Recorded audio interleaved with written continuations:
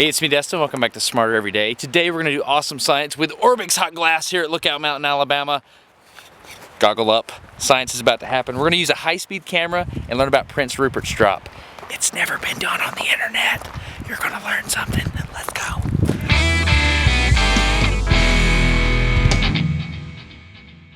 go. Okay, we are here inside the shop with Cal. Cal owns the place. Can you show me how to make a Prince Rupert's drop? Sure. We're gonna gather some glass, drop it in a bucket of cold water. Cold water.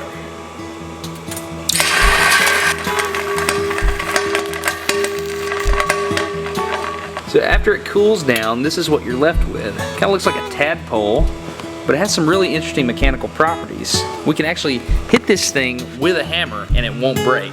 Okay, I'm ready. Didn't go. Okay, I think Cal is kind of a pansy, so you think you can break it? So we're gonna try again, only this time I'm gonna make him hit it really hard and I'm gonna record it with high speed. Does that work? Think you can break it? All right, let's do it. The challenge is on. I can just hit it? Yeah. So, do you think you actually broke it? I don't think you did. You think you broke it? I know I broke it. Let's look at the high speed.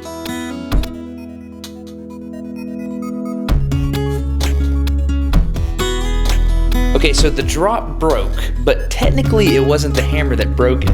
If you look close in the high speed, you can see that it's the wiggling of the tail that makes it go. This is the mystery of the Prince Rupert's drop. You can try as hard as you can to break the bulb, but you can't. But if you even nick the tail, the entire thing will explode. Not shatter, but actually explode.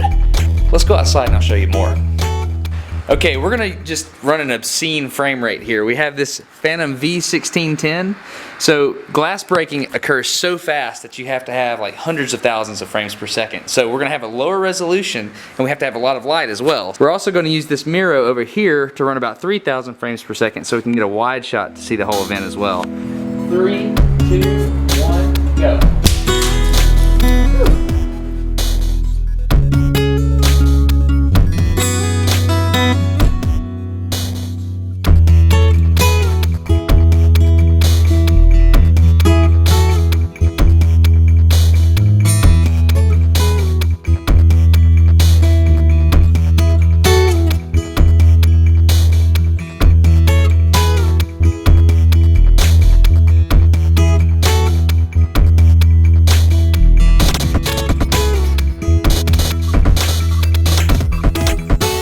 Okay, now we understand what a Prince Rupert drop does, but at this point we don't quite understand why it does it.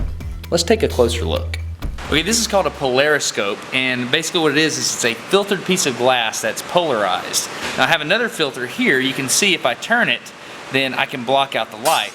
Now if I put this on the camera that you're looking through here, and then I put the Prince Rupert's drop in between the two pieces of glass, you should be able to see the internal stresses built up inside the Prince Rupert's drop.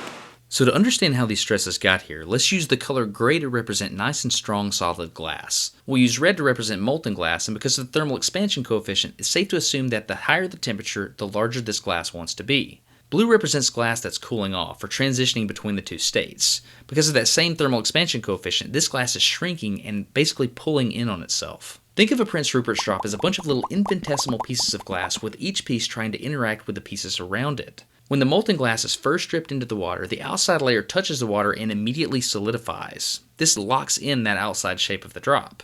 The inside of the drop, however, is still a hot expanded liquid.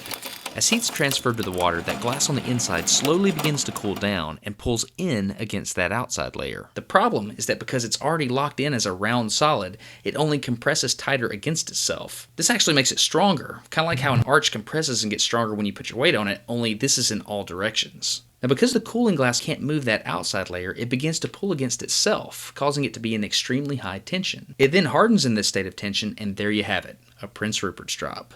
The outside is an extremely high compressive stress, and the inside is an extremely high tensile stress. If one link in this tension chain is ever cut, it breaks on down the line, feeding off of its own stored up energy just like a chemical explosive does. The difference here is that instead of releasing chemical potential energy, mechanical strain energy is released. This wave of energy is what we call a failure front. You can directly measure the velocity of that failure front as long as you have a camera fast enough. Let's give it a shot at 130,000 frames per second. 3, 2, 1, go. Got it?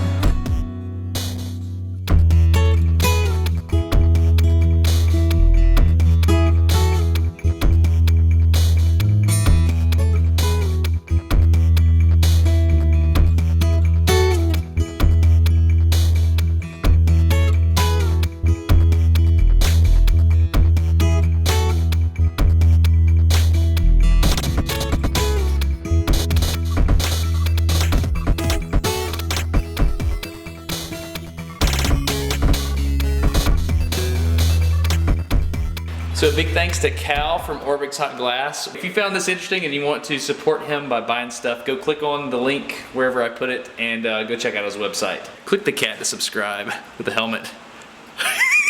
It's a sad looking cat. You've never caught the cat on fire, ever? Never. Not even once? Never.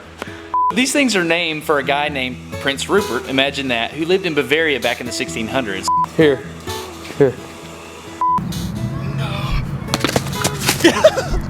He brought these over as a gift to King Charles II in England, who gave them to his Royal Society to try to figure out. Yep, ready. Holy smokes.